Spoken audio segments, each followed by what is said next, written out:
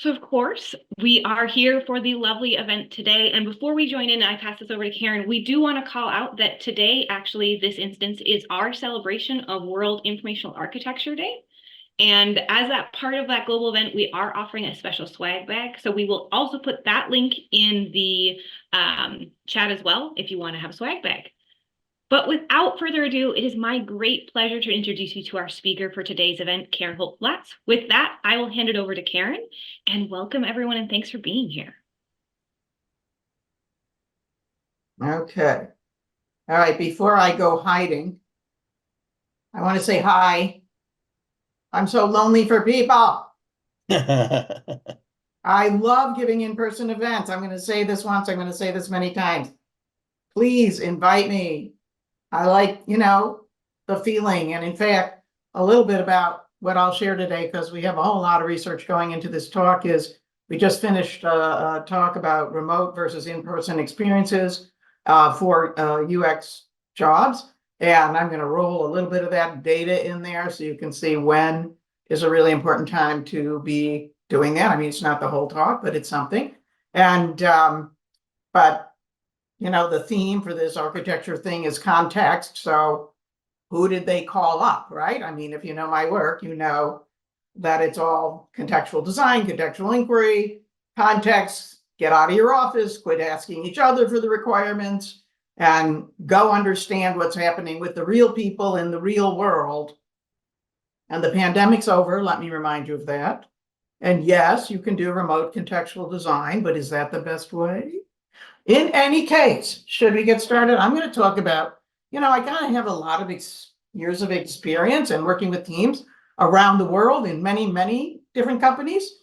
And one of the things, and I follow the scuttlebutt and stuff. So it became increasingly clear to me that I needed to talk about what the real user God, it's really great to see your faces in Zoom. Any Zoomers out there? I mean, Zoom UX people, really? Why can't I really see you? Why can't I make the slides smaller so I can see more of you? So, all right, I'm going to share. Share screen.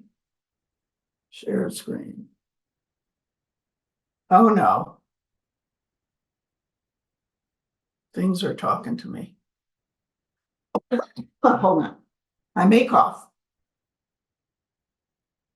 All right, here we go. So hopefully you know who I am. I don't really want to take a whole lot of time telling you who I am. If you don't know who I am, go look it up. But if you've heard of the idea of going into the field, if you've heard of the idea of gathering data widely to understand the user's overall experience, if you've heard of contextual inquiry, contextual design, or if you've heard about the work I've done in the last 10 years on retaining women in tech, please go out and, get your own background.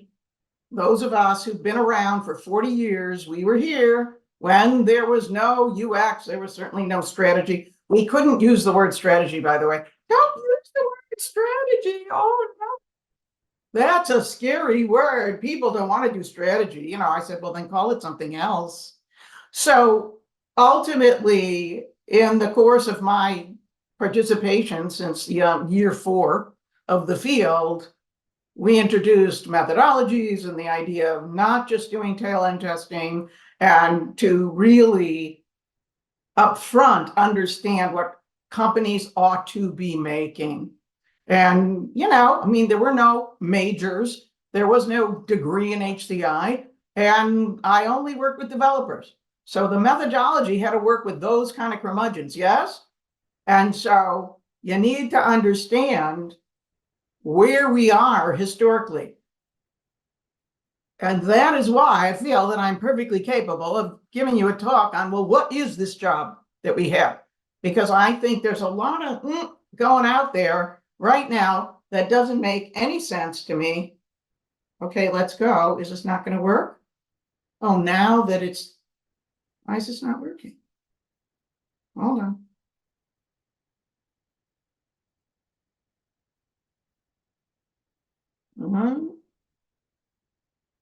Guess not. All right, well, my little clicker thing is not going to work. with operational Zoom. Shock. So I'm gonna have to press buttons.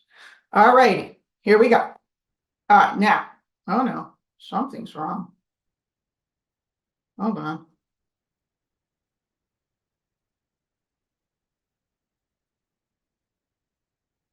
There we go. So there's just a lot of noise, I would say, at least in this LinkedIn community where everybody's talking about their professions and their jobs. Oh, we're not valued. Oh, we don't have a seat at the table. Oh, why isn't there a C-level researcher? Oh, we work hard. How come we can't get valued for the work that we do? And what I'm here to talk to you about today is, we're valued when we create value. That's when we're valued. Hold on. But that is the creation of value, not by our own estimation. That is the creation of value based on our organization and the people that we work with. And the first and one of my main messages, and you're not going to see a slide about this, is we come in, we go to school, we learn stuff, and very much what I'm going to talk to you about today is really relevant for people in early career. When I talk about early career, I mean the first 10 years of your career, because nobody tells you this stuff. You don't learn it in school. And so I think you got to know from the get-go what's going on and then start talking to people about it. But your value, maybe 30% of your job and 30% of your value is the skill you bring to the table. We assume skill. We assume if we hired you, you know what you're doing. Yes? Okay? That is not what's going to create value in the organization. And so let's find out what is. All right, so here we go. Number one. If we were in person, I would be saying to you, I want you to talk back to me, and you have to repeat the important points. So if we were repeating an important point, I would be saying to you, what's important about the work that we do? And you would be saying, what would you say? We have to create business value. But now let's find out, what does that mean? One of the hardest things is we don't even find out what is business value. Our value is not in our great design. Our value is not in the fabulous research that we do. The question is, how does what we do fit with this year's C-level leadership statements or your division's priority? What EVPs are? What are your product's overarching goals? And most importantly, what are the success measures? Is it money? Is it eyeballs? Is it clicks, subscriptions, new customers?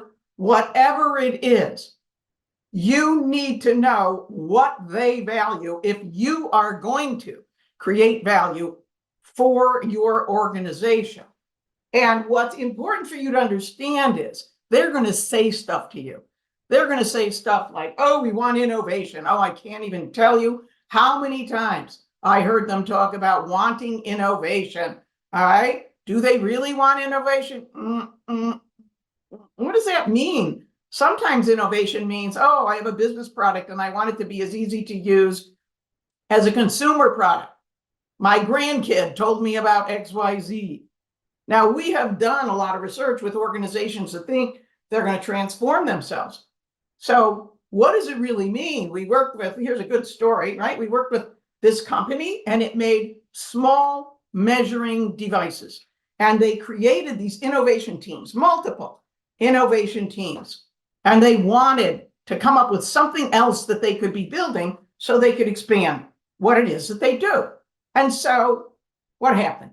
We went out, we found out what people really needed. And this was at the time when there was no remoting into anything, right? When the administrative work of doing what they had to do in their job was overwhelming. And so they let us go for a while. But ultimately, this is an organization that creates small measuring devices.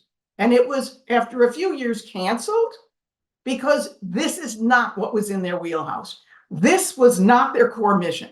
If your company does not have as its core mission the thing that you're working on, watch out. Now, why is it so hard to expand? Well, part of it is an identity thing, but part of it is the salespeople and the sales channel don't know how to sell it. The technologists or the engineers don't know how to build it, or manufacturing can't deliver it. If nobody can make the thing you're inventing, it's not getting invented in that organization. Yes? Do you understand what I'm talking about? And more importantly, if the product manager you are working with does not think it's a good idea, it is not going to happen. Did you hear me? If the product manager doesn't think it's a good idea, it is not going to happen. If there is no business case for profit, it is not going to happen. Now, those of you in a research organization where you don't actually have to make anything that makes any money, but even nowadays, the research organizations are expected to do something that's related to the business that people are in. So be careful what they say. No. These are the things you have to watch out for. What else? So what am I saying over and over again? You're going to hear this over and over. Align your UX work with business goals, but with business measures, whether profit, whether it's in terms of just saying we can talk to this is why we're doing it. This is what we have to do. What is your most powerful tool? Getting data. Get data from the field. There is nothing more powerful than data from the field. Opinions of stakeholders, opinions of people who are, I used to do this. Oh, I'm a content expert. I used to do. No, I don't want to hear about used to do people. Used to do people who are now working for the organization went over to the dark side. They now understand too much about technology. They're not regular, normal people. In the beginning, when no one would go into the field, and the only people we were taking in the field were coders who didn't even know how to get dressed. I mean, we had to talk to them about what to wear to just go into the field. So we did guerrilla UXR. We would find some people we could interview and then start doing water drop. We'd drop the little insights. Oh, I talked to this person. Oh, I talked to this. Eventually, people got interested. Being sneaky, a little bit sneaky, is a good way to get things done. What else? Use mixed methods. Yes. Start with field data. Be sure you take a look at the literature if you need any frameworks. Right? You got to understand what they're focused on because it may not be relevant to you. And then you can also, for thud factor, collect quantitative data, or you work closely with your data scientists, see what data they're collecting automatically and see if you can find data relevant to the scope that you have set out. So we need to be able to do all of these things. And I have done all of these things. And talk, this is very important, talk business language. Please don't expect them to talk UX. I am so tired of hearing, they don't know my design language. They don't talk, really get over it. You are the translator. You will always be the translator. Don't expect them to learn your language. You learn theirs. You learn what helps them understand. You learn. I mean, it was a long time ago. It took us a long time to learn that CEOs really only talk prototypes. That is the only language. They cannot visualize one single thing. So if we can say we tested this iteration after all of contextual design, and we could talk about the data that goes behind it, they would listen. Does that mean you start with a prototype because you made it up in your room? No, this does not mean that. But it means you understand the talk that they can understand. That is your job. That is our job. That is part of what we have to do. So this is our job. Business goals align with business. Write this down. This is the most important thing, and I'll come back to it again and again. But I'm talking to a strategy group, and anyway, even if I wasn't talking to a strategy group, I would be talking about thinking and doing things strategically, even if they don't use that word and they don't ask you. It's important to know that there is no one else that's going to think strategically than the people defining the research domain and what we're going to work on. It is up to us. You are not looking for permission.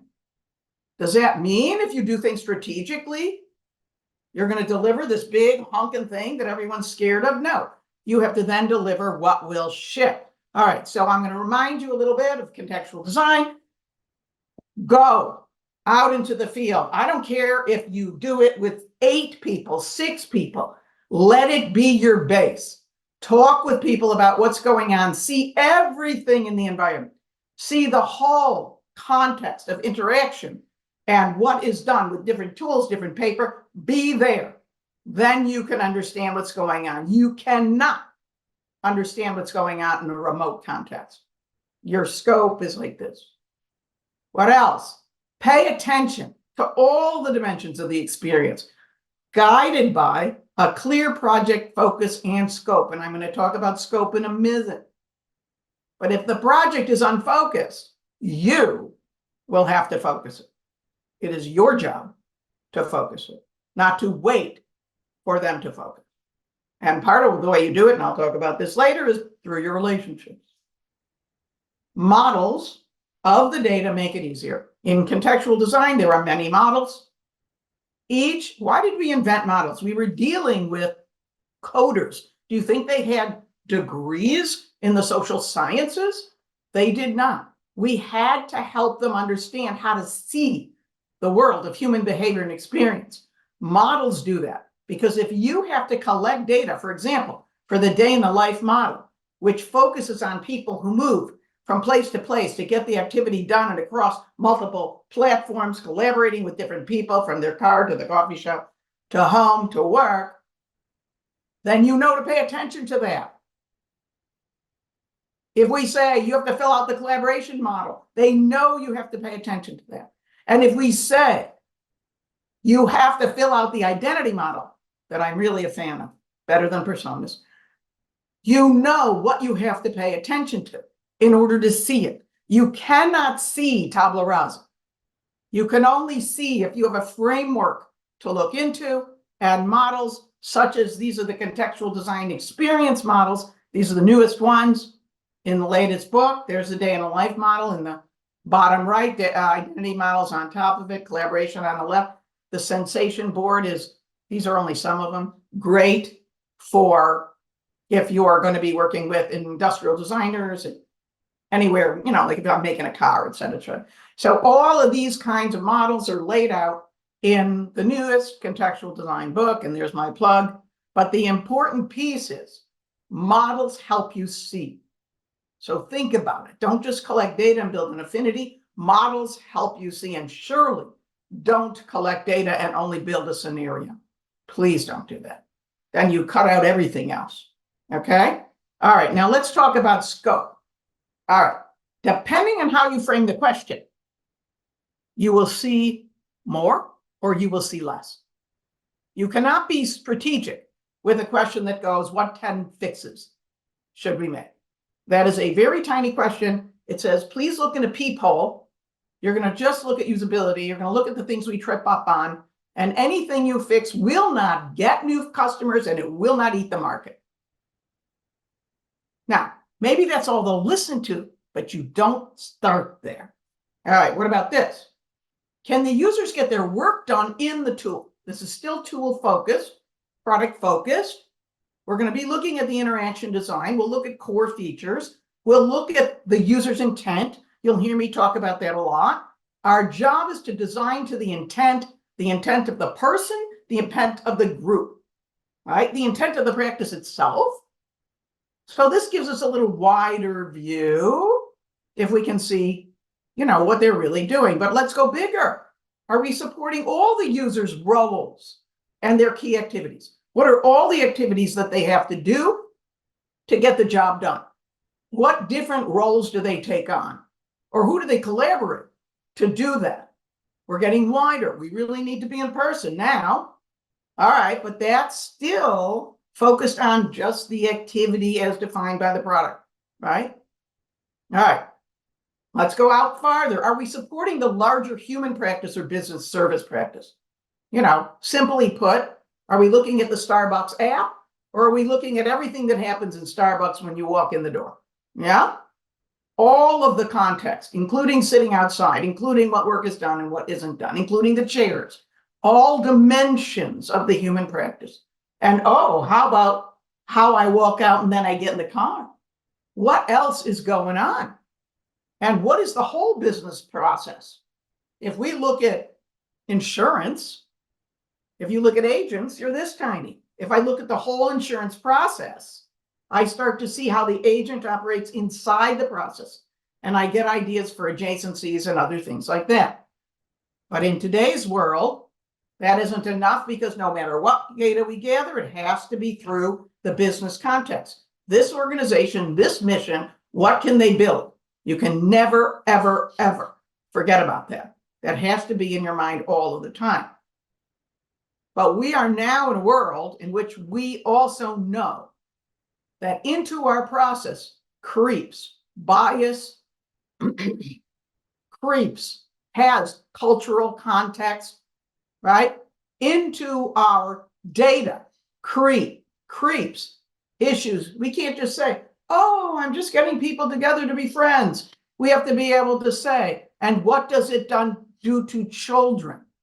You want to anticipate the worst things that can happen. Now, if your project focus that you take when you are collecting data is wide like this, you can vision solutions wide, you can vision and narrow your solution. You can say, what can we do in 3 years? You can then say, what can we do in 1 year? You can then say, what are the top 10 fixes? What you can't do is go the other way. It is our job to think strategically, always build in a wider scope, looking at values, collaborations, core intents. Then you can see adjacencies and other roles you could be supporting. You always want to pay attention to mobility and platforms, how people interweave home and work activities. You can't, even in the operating room, families have to get to the surgeon, and they do. And we want to have models because the models open your scope. You use the sequence model, tasks, very narrow scope. You use any of the other models, opens your scope. Affinity diagramming by itself opens your scope, but not if you don't have the data. So you need the data. This is our job. Our job is to be strategic. I don't care if you call yourself a strategist or you don't call yourself a strategist. Yeah? And so when we think about it, we have to consider the practice, the business mission, and technological possibility. We have to consider the market we're going to ship into and if they're ready. We have to consider the underlying business model and if this company can deliver. And it is up to us. It would be nice if the product manager or the rest of the company understood this stuff. But a whole lot of the time, we operate hand in hand with the product manager, marketing, and everybody else, and we hold the idea. It is up to us. We are the people who have to understand the whole product, the whole context, and in a world of Agile, where things are done in 2-week chunks, and coders are wherever they are over the world, it's a problem. We are the only ones who can hold it together, and we have to be able to explain it. And this is our job. We have to be articulate. Be strategic. What's next? Part of being strategic and getting things done and making sure your data is used and anything ships out of this product is that you have to be a process leader. It is up to you to make the team work. It is your job to make the team work. It is nobody else's job. I mean, fine, if they're all beating each other up and they're screaming at each other and they're impossible human beings, but I've been in this industry 40 years. There's not a whole lot of totally impossible human beings, okay? All right, so what are we really talking about here? Come on. In order to get anything done, and this is true from 40 years ago until a week, everyone on the team and the product manager and marketing and the higher level managers have to agree on the direction. If they cannot agree to what they're building, if they cannot agree to where they're marching, absolutely nothing will happen. Nothing. you will produce nothing except arguments. So if we don't want that to happen, we have got to bring them together. We are the people that work most often with cross-functional teams. We work with research, design, product, marketing, content, specialty topics of, like, if you're in auditing, ex-auditors, stuff like that, right? We work, and these people aren't used to talking to each other. They don't understand each other's point of view. Everybody has a different background. They cannot reach decisions. If they cannot reach decisions, you will go nowhere. We work with those people. We're the people that participate in or run, very often run, what we call complex creative meetings. What do we mean? Ideation, brainstorming, critique meetings, road mapping, data synthesis, anything where the group needs to have a shared understanding. Most of the time, when people run these meetings and they don't know exactly what they're doing, they do not have sufficient structure. They don't know how to structure the meeting so that the meeting itself can be successful. These are working meetings, and I'll talk about that in a minute. If the meeting cannot move forward because it has no structure, if people are tripping over each other, if people don't feel heard, if they're zoning out, you will not get a shared direction. We're there. We're the ones that are in the middle. They are not. We are. In the end, nothing gets done without a way forward. And the problem is, when we started doing our research into remote meetings back in the pandemic, the problem was nobody knew how to run those meetings. They had no idea. And so they started doing what everyone does when they want to make things work. They introduce more structure, how they run the meeting.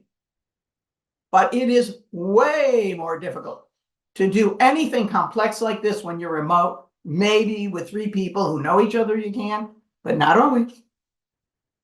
The single biggest reason people want to work in person is because they need to get a shared understanding across the team to kick off a project, to solve a big problem, to create a roadmap, to get an idea of the future. It will not, and you know it, work as well if you're remote. These are the working meetings of contextual design. I'm certainly not going through each one of them. Every one of these working meetings has a goal. Every one of these working meetings has a process.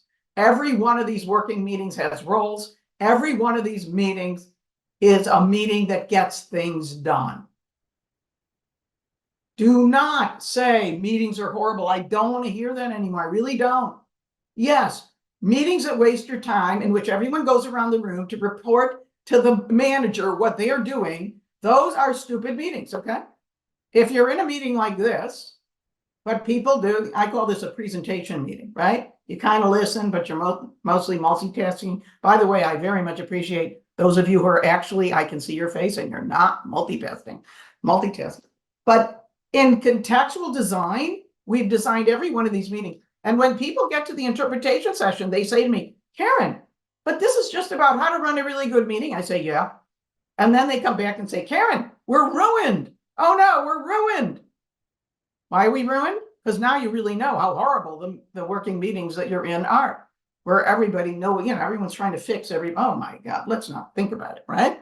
Let's fix it. Who fixes it? We fix it. If it's going to be these complex meetings, we better know what to do. So what do we have to do? 1, you have to have a clear goal and expectations for the project. The meeting, the working meeting itself has a clear goal. There's roles. Who does what? There's a practice. First we do this, and we do this, and we do this. There's the expectations of what the outcome is. You don't have that, you're going nowhere. Right? You're going nowhere. All right, what else? You don't have an artifact. You all can't see the same thing at the same time. As the focal point of your conversation, you're like dead in the water. Lucy Suchman years ago figured out that anytime anybody wanted to have a shared understanding, they'd hang over, whether it's a napkin in the cafeteria or a whiteboard. These days they call it whiteboarding. We had to get together because we needed a whiteboard, because we needed to look at the same thing at the same time and discuss it. Miro aside for all the ways it's really, really nice and all that, press the button and you'll follow me. No, what people end up having to do is share their screen. You cannot understand the flow of conversation if you are not all focused on the same thing at the same time. And if you're talking in the air, oh, well, nothing is going to happen. You all walk away with a completely different understanding of what happened. You think that's a shared understanding? No, it ain't happening. You need a small enough number of people so everyone has airtime. There has to be airtime. If you're going to have a larger group of people, many of the contextual design practices build in how to participate, how to facilitate. The easiest way to make sure everyone's heard is to do round robin. Like when we're listing the things we should vision after walking the wall, we round robin. Everybody puts one hot idea and they just go around. They get to say it once, one, till they run out. You do round robin, guess what? The people that talk too much can't. The people that won't talk enough, they have to. So in the end, round robin is a really simple, easy practice to make sure everybody listens and everybody hears. Think about it. Facilitate. You have to facilitate, especially if you're not going to have very structured process. The facilitator, if it's a large in-person meeting, you can have one at the front. You can have one watching the people, seeing what's going on. You need facilitation and you need articulate rules of engagement for that working meeting. I don't mean the rules of engagement for the company, be nice to each other, don't be a jerk, right? No steamrollering. I don't mean that. Yes, would you please? That's like given. I mean, what are the rules of engagement for this meeting when you get to talk? Oh, we're doing a round robin. You get to say one thing. That's all you get to say. You start talking more, the facilitator stops you. It's that simple, right? And you must have shared criteria for decisions. I don't care if they're like, this supports customer data, this supports our business goals. Technically, we can make it. The salespeople can sell it. Those are all good criteria for a good decision, right? You got to have something for each one of the working meetings. It's a different appropriate criteria. We can get our stuff used if we design, use, manage, run complex meetings where we get a shared understanding. And then why do people want to be in person? Because they can look you in the eye. Just like I like looking you in. I'm scrolling through you guys, okay? I'm looking at different ones of you at different times who have their screen on. We can see who's getting it. We can see who's bored. We can see who's yawning. If we're in the room, we can feel the energy. If we're online, it is very hard to understand if people are zoning out, if they understand complex things. If we are in person, we can really listen to each other. There is no distraction. When you have a cross-functional team, you so often have to harmonize information, or it's a cross-divisional team where people have different slices of information on the same thing. They have to listen and talk to each other. If we're remote, you know it. You're multitasking. Your listening is diluted. People tune in and out and in and out. All of a sudden they hear some keyword. They say, oh, wait, no, now I'm going to interrupt you. I'm going to participate completely out of context. Really? If you want a shared understanding, you must be in the room or be a very small group online. You cannot have fluid discussion and fast interaction unless you're in person. Normal human interaction. People talk and build on each other's words. You don't always finish your sentences. This is not what I would call interrupting. This is normal conversation. People's language overlaps as they build the idea on top of each other. The talk is overlapping. People ask questions. This is normal conversation. Yeah, if somebody constantly interrupts you and tells you you're stupid, we're dealing with a jerk, okay? And are there jerks? Yes, you can go look at our Valiant jerk research and see what the key dimensions of valuing are and what the key dimensions of being a jerk are. But you don't get all that all the time, or even some of the time. What is going on is we want to be able to talk to each other. But if you're remote and you have video on, which is better for being able to look at each other, yeah, but then if you try to overlap conversation, the video doesn't move quick enough, right? It's horrible.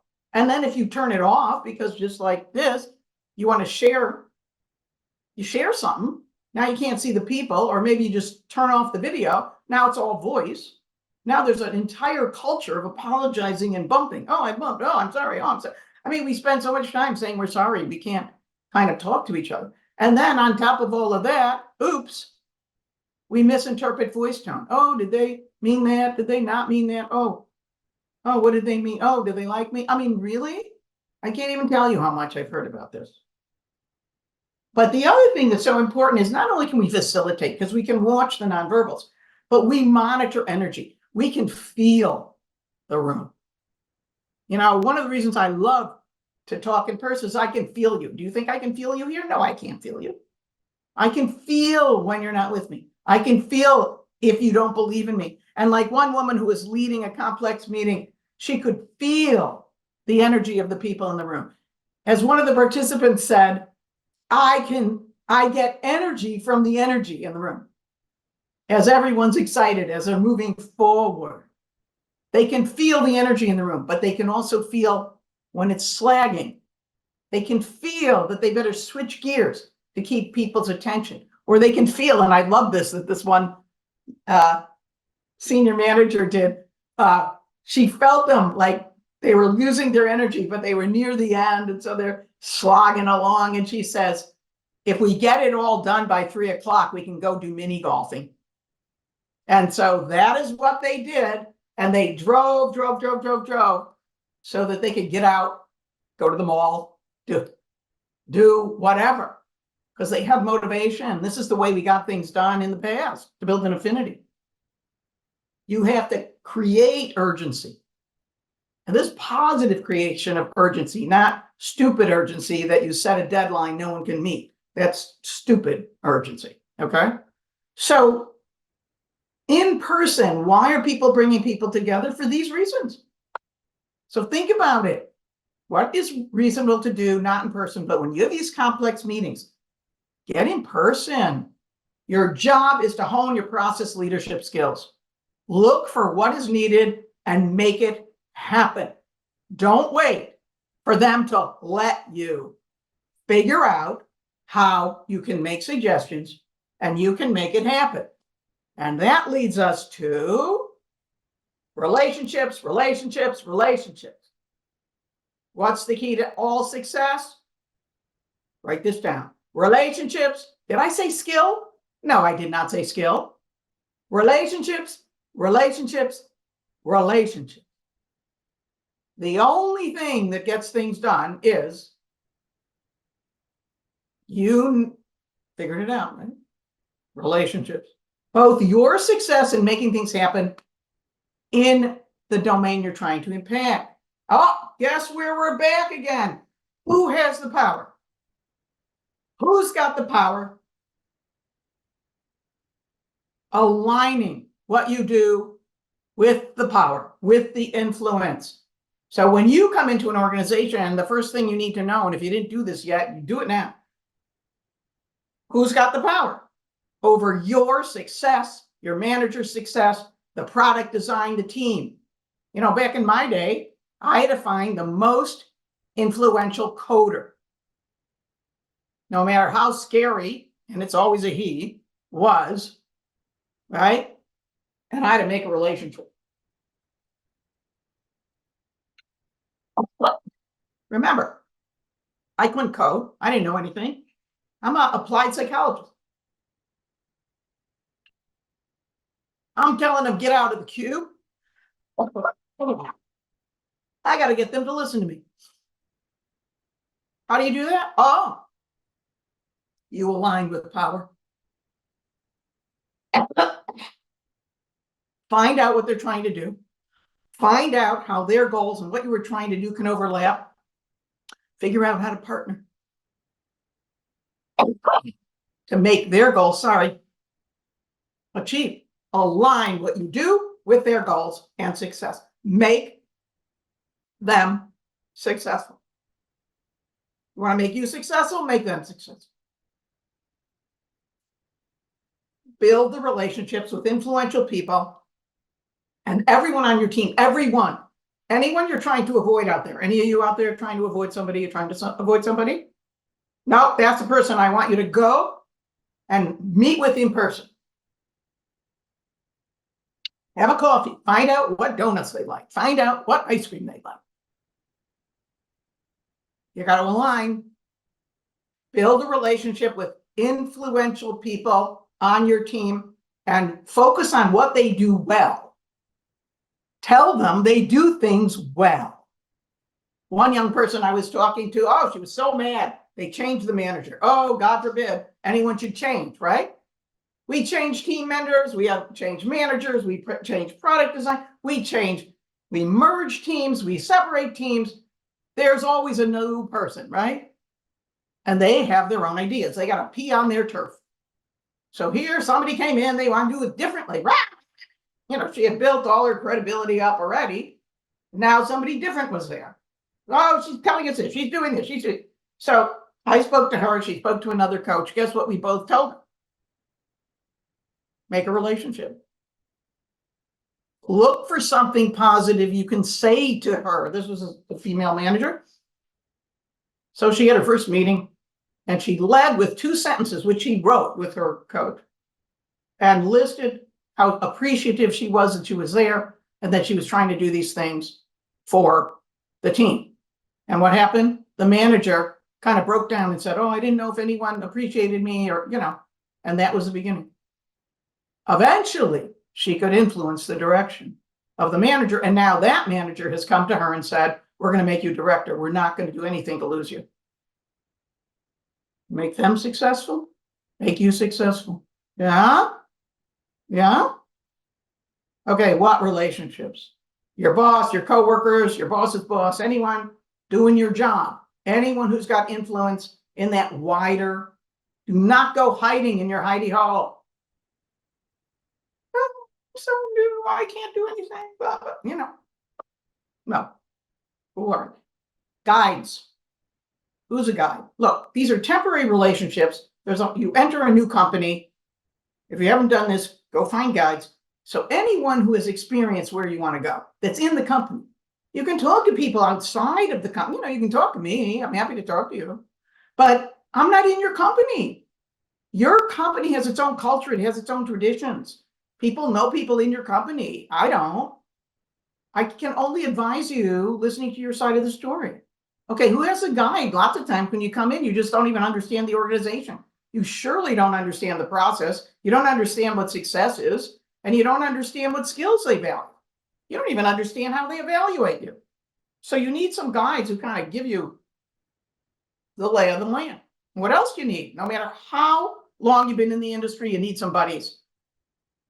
Especially if you're just entering a new job, you need someone with 1 to 2 years more experience at that job in that place. Someone you click with, you have some things in common, you can collaborate with, you can go to for help. If you aren't assigned an official one, find some.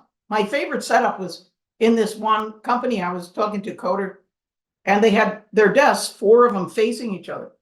And a couple of them were, brand new coders, but the next 2 were a level up. And so every day they would hang out and say hello to each other and talk about their weekend. And guess who was there to talk over problems and jump up and whiteboard at the drop of a hat? They could figure it out because they had access to the people. You need access to the people. And I've looked at remote access. Okay, there is no dropping in when you're remote. Yeah, you can say in Slack, oh, you want to jump out and have an instant video? But you always feel like the people report. You might be wasting their time. You don't want to just chat to catch up, but that's what you need to do. Coaches, trusted experts with more experience than you. Somebody who has the bigger picture, can give you larger context, who has more skill, who can help you solve problems. You just seek them out when you need that kind of thing, but you got to build a relationship. It doesn't have, none of these are ongoing relationships. Too often I'm approached by people and they go, will you be my mentor? I'm like, what? Do you want me to adopt you? I mean, a mentor doesn't work that way. I don't want to adopt someone for life. The way you get a mentor is you look at what they need, you help them achieve their goals, and guess what? When you come ask them something, what are they going to do? They're going to help you. This is the way it works.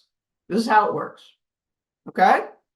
So stop looking for mentors and start looking for guides, buddies, and coaches. Okay? That's what you got to do. Or be them.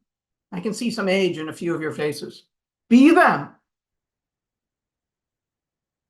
What are we talking about here? You must build a personal relationship. This is from age-old work with women in tech and stuff like that. They feel invisible. They feel like I'm a gender category. Nobody knows me. I don't feel known.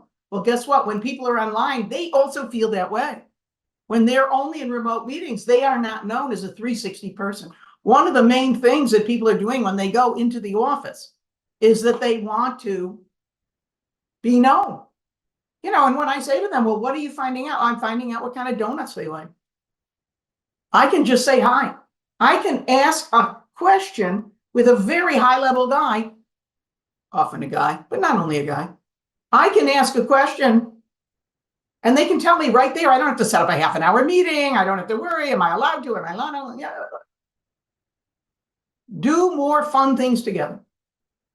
You can share about your life in person in ways you cannot do when you are not in person. And when you are known as a whole person, to quote one of the women designers we talked to, if I know them and they know me, I can then say, I really don't think this works in your design. I can push back. I can give negative feedback and they won't hate me. They'll know my whole being isn't horrible, right? And they'll listen because they know me and I know them. So we must become known. Another good reason that that person who is officially remote goes into the office once a week. And similarly, be a dependable resource. This is for, especially when you're a newcomer, new hire. Deliver what you say on time. I don't care what is your issue. You deliver on time, all done. If you cannot deliver on time because anticipate it, tell your manager when you need help, get help. If you're a manager and you think you can't deliver on time, guess what? Get help. It took one young manager a long time to realize she could ask her team for help when she's overwhelmed, right? Get help. Stop trying to think about the perfect design, the perfect research, the perfect everything. Just deliver what is needed and do it on time. And deliver and be dependable to your influential people. If you deliver what they need, they will deliver for you. So, what's the message? Communicate and listen. Listen and communicate. Over and over and over again, no matter how many times there's a new product manager, no matter how many times there's a new leader, no matter how many times there's a new director, no matter how many times it's a new team member, no matter how many times they split your team and put it back together, are you starting at ground one? What's the answer to that? For them? Yes. You have to prove credibility over and over with every single relationship. This isn't just true for us. This is true. They don't know you. Become known. So that's our job. UX leaders are organizational change agents. We make things happen. Our skill is a very small part of our success. Our job is to become somebody in the organization that makes things happen, not to sell, not to evangelize, and surely do not defend. You know when you're being defensive, close your mouth. As soon as you're defensive, you've lost the discussion. Don't sell, Don't evangelize, don't defend. Instead, know your business goals, be strategic, be a process leader, align with power, make relationships, and step up and make things happen. And that's what I got. And I think we have 10 minutes. I think we can do 10 minutes of questions or something, Jen and Emily. Anyway, that's me. That's the Retaining Women in Tech book. That's the contextual design book. I've asked them to put my email in the chat. It's very easy to find me anyway. Like, it's super easy to find me. You can come and link into me and just send me a message. But I would love to hear from you. And if you're local to the DC area, I would love to get together, to be invited to speak. Well, I'll be happy to be invited to speak any old place, but it would be just great to meet some local people. I know I've been here a while, but the pandemic sort of took a chunk of 5 years out of my 8 that I have been here. So I really, now everybody's comfortable. So please, please reach out to me. All righty. What do we want to do next? Should I put this down? Sure. So we can see all our faces. That'd be great. And then we did get some questions in the chat. So we've got them over here. So I'll just start by sharing some of those and we'll see where it takes us. And for everyone, feel free to throw anything else in the chat if you have questions as we go along. And we'll do this for a couple minutes here and then we'll move into networking. So the first question we have for you, Karen, is what do you do when maybe there's pushback when we say we need to go do research and get context? You mean when they won't let you? Yes, I know you talked about getting sneaky, but like any other tactical suggestions about how do we really work through some of that pushback? All right, so look, you do realize that 40 years ago, nobody wanted to go into the field, right? And the other thing I'll tell you right now is there is not an organization or an organizational problem or organizational type that we have not collected data on. Not any. Doctors, banks, finance, lawyers. All right, so the first thing you have to do is realize all this is doable. Okay? So you got to be thinking of their intent. A lot of the time when people say, I don't want to, it's because of something else. I don't want to pay for the travel. I don't want to go into the field. I'm afraid of the reputation of the organization. And we're in a little bit worse problem right now because after the pandemic, especially if they get legal involved, okay, then you're really in trouble because they're afraid of everything. Oh, it's going to be a bad reputation. So when you know what the answer, when they say, oh no, they'll find out that my company is doing this and we have a bad reputation, and we'll say, fine, we do blind interviews. Nobody will know where it's from, right? I mean, for all of their stuff, the answer is going to be that either you or your manager have to work the people who are in the way. There is no other way. And it depends on how secure your company is, right? If your company is doing consumer products or business products or anything that's like not a bank or a vault or these kinds of things, security company, you can go get a little bit of contextual data and start to show what this is like. The reality is that they're afraid.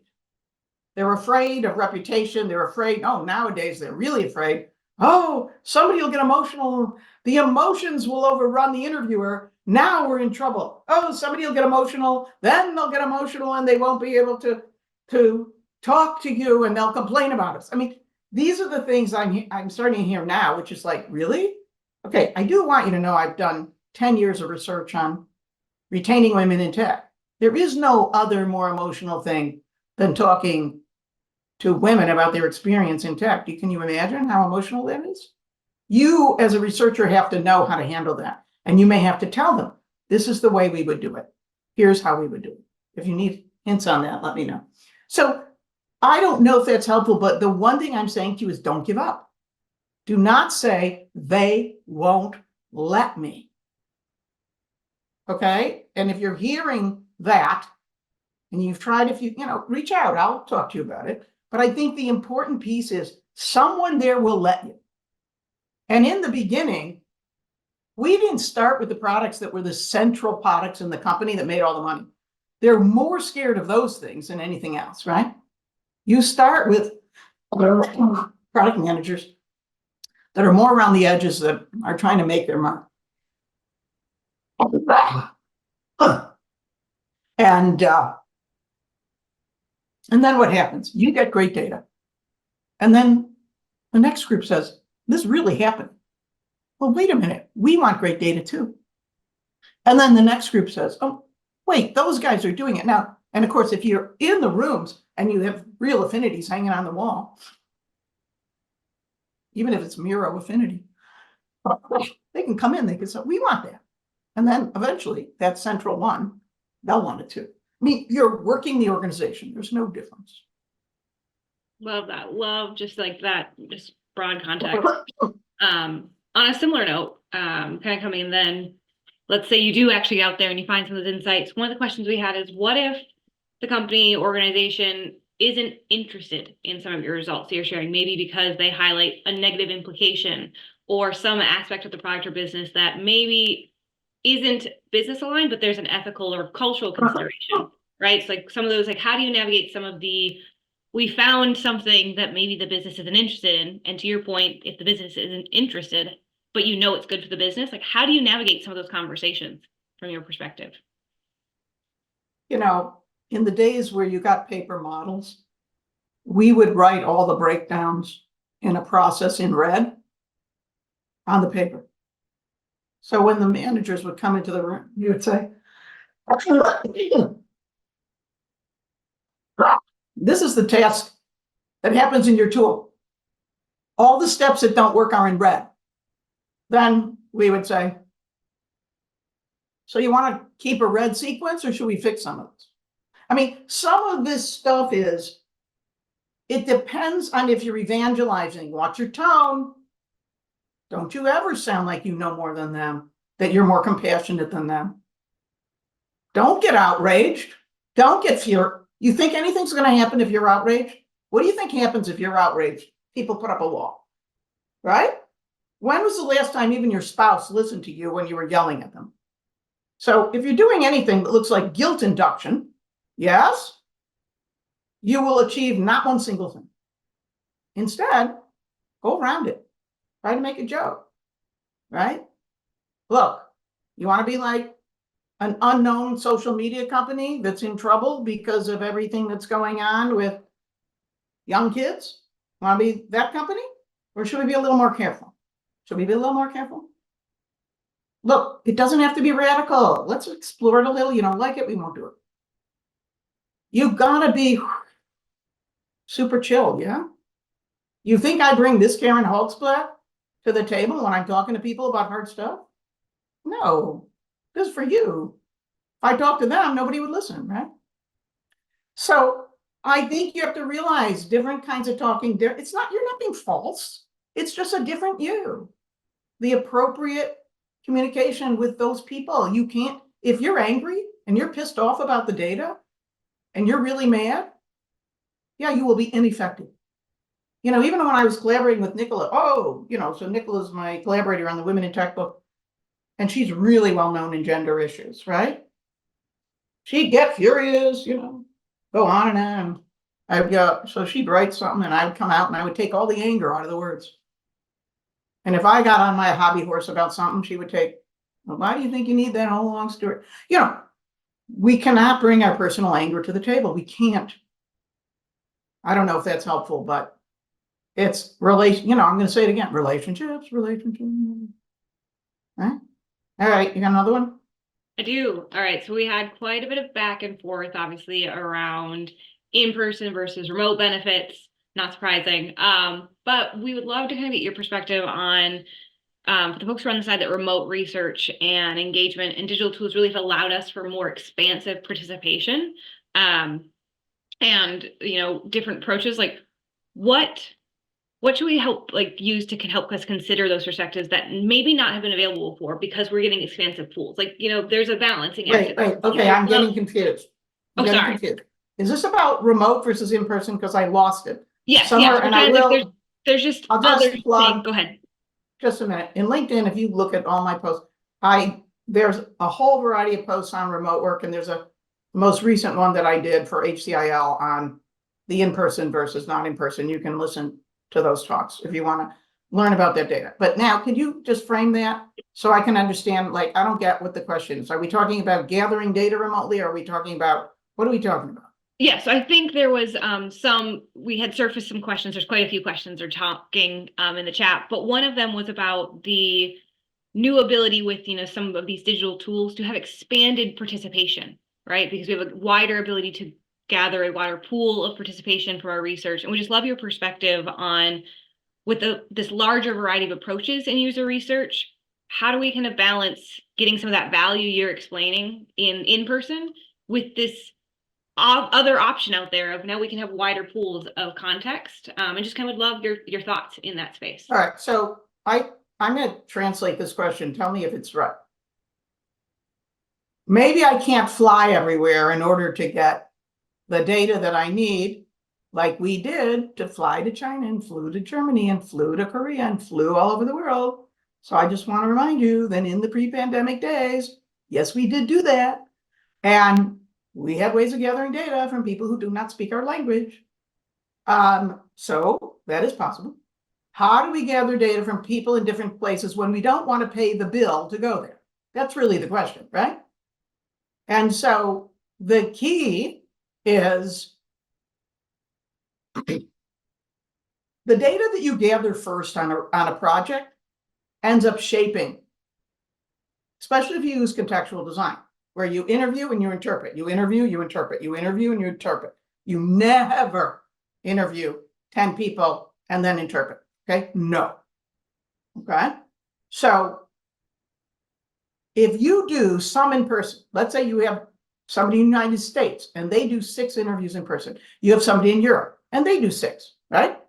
You can have people situated in different parts of the world who are in your company. They can do some interviews, but start with, I don't know what, like if I was ever doing a project, a large project would be like 25, 26 interviews. Anything more than that is way too many, okay? You're better off doing it in stages, all right? First, we're going to do 15, then we can do 15 more, etc. Well, you can start with 6 interviews in person, build an affinity, see what's going on, understand trends, then decide what you want to focus on next. As soon as you are doing it remote, your scope is massively narrow. You can see the tool, they can walk you around the kitchen, let's say, but the bottom line is you cannot see a process, you cannot see context. Just accept it. So your in-person interviews will end up defining the scope of an inquiry if you then do some that are remote. But if you think somebody from the United States is going to talk to somebody in China, really, and get the context without being there, you're just like blowing smoke. You're blowing smoke. They won't trust you. You don't understand their culture. You can't speak their language. Really? Don't lie. This is about spending travel money. This is about finding people in different countries who will speak to you. As long as we're talking about something that involves a process or a product, you're better off doing at least half the interviews in person or stages. First ones are in person. Now you got some follow-up things. You know what you're going to focus on. Those could be remote. But your scope is narrower, right? Scope is narrow. You don't need 1 million interviews to know what's going on. When I was doing Women in Tech, we did worldwide interviews, but we did them remotely. Why? Because we're asking different kind of data. We're asking women to tell their story from the time they were a little kid all the way up to the present. It was a completely different structure of practice. That is amenable because it's all experiential. It's all feeling, right? There is no observed task, if you would. I'm observing the feelings of the people. That is a whole different kind of data, and that is not the kind of data we gather in product design. It isn't. I don't know if that's helpful, but that's the truth. All right. I know we're coming up on time, so I want to make sure and be mindful of that, especially for you, Karen. But we have a couple more that are probably pretty short for you that I bet you'll be able to just tell us. I'm happy to sit here and answer questions. I don't want to interrupt your conference. All right. One of the questions we had near the end was, Do you have any good recommendations for or resources for how to really speak the business or to be a leader, kind of so those skills? Any like tried and true things that you lean on?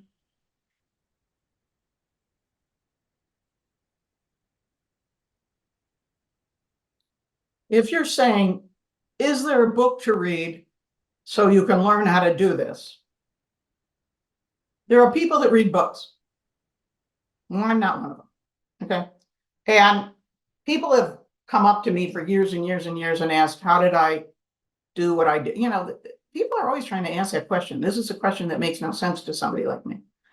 Anyway, at Kai, I gave a 5-minute talk, which was about the answer to that question, the best of my ability, which included talking about guides, buddies, you know, stuff that I included a little bit today. But the reality is that at some level, being a leader is a matter of decision. You decide you're going to be a leader. If you don't know how to public speak, you can't be coherent or anything like that, go to Toastmasters. Go to a place where you can get practice public speaking. If you're in college right now, I encourage when I work with universities all over the place, and I'm like, you got to work in a group and everybody has to talk. There is no hiding, no hiding, no hiding. And then get feedback on your speaking from people who know how to speak. Okay. A lot of being a leader is being articulate. You have to be able to have ideas of process that this might be a good thing to do. You have to have relationships. You can lead from the back of the room. You can observe things and you can say, maybe we should use this process. Should we try this? Should we, you know what I mean? So you have to decide first that you're going to lead. And you got to talk to somebody else than me to find out about it. Cause like I was born telling everyone what to do. I'm like the first of 6 kids and I have 4 brothers that come right after me. I mean, I've been leading teams of men for my whole life and fighting with them. Going to technology was was nothing. More brothers, just brothers. So, from my perspective, I'm not a good one, but what I can say is I've had people work for me and I've coached them and how to speak and how to lead. And I got a lot of people that work for me and they could not do that when we started. But if you watch somebody who knows what they're doing, if you try to do it, if you practice, if you start thinking about process, hang out with people that know what they're doing, that you admire. Those are your coaches, right? Then try some small things. But in the end, you got to quit being scared. Stop asking, how can I be a leader? Go look in the mirror and say, Karen said, I'm a leader. Okay, are you ready? You're a leader. Look in the mirror. Be done. You're a leader. All right, now what are you going to do to lead? The longer you worry about if someone's going to like you or if they're going to do what you say or any of that, you're dead in the water. I mean, yes, if I never had support, I wouldn't be where I am, but I did. And that's about relationships, but not relationships. It's about having an answer to a really hard problem that everybody in the business is struggling with. If what you want to lead them to do is good for the business and good for the people and leads to success, guess what? Unless you're a jerk, and you're not nice, I'm not all that nice, really, then, but people want to come because I'm compelling. So I'm grateful. I've spent 10 years doing research with worldwide volunteers. Pay anybody. So I don't know if that helps you. See, I can't do a short answer. All right, what was your other one? I think we like the long answers. So another question we have is, obviously you wrote about women in technology. So maybe what are some of the unique challenges you've seen women face and how to overcome them? So first of all, I encourage you to read the book. The reason I encourage you to read the book is people have been talking about, look, I am a woman in tech, right? Okay. I had to break down the doors, just like everybody else who is my white hair. And the reality is that then isn't today. And one of the things that we set out to do when we gathered this data was to create a way of understanding a framework, which is what I'm really good at, for understanding women's experience. And the book is called Retaining Women in Tech. The book answers the question why women stay, what they need to thrive. And there are 6 factors. You can go out to witops.org, WITOPS.org. That's where I've housed the research and an overview. You can get access to ordering the book, etc. You can download Valium and Jerk posters. They're very cool. And there's lots of resources of what to do for new hires. But the key is to understand why women stay. Now, it isn't so much that women stay for different reasons than men stay. No, that isn't true. It's just women don't get what men get. It just doesn't happen. So part of the awareness is to go, oh, these are the 6 factors. All right, how am I doing on those, right?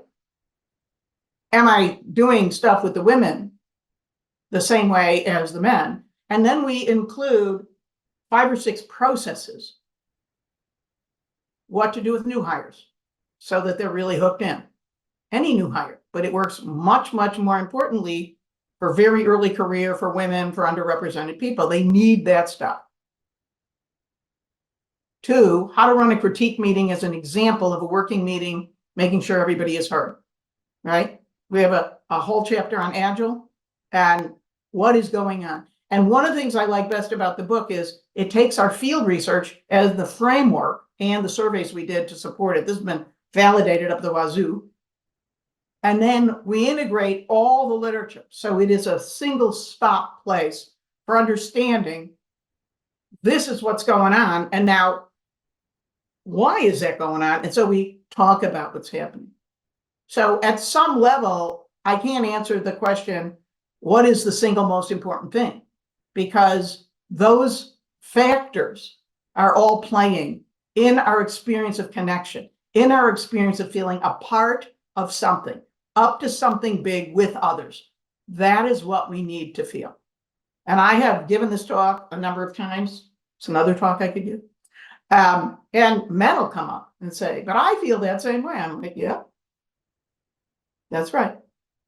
Feeling a part of a team.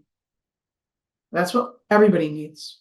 And if you're treated like an outsider, an outcast, or if you think you are and you lead emotionally that way, I'm not saying you do, but sometimes you can be timid because you have been attacked, too many microaggression. You know what I mean?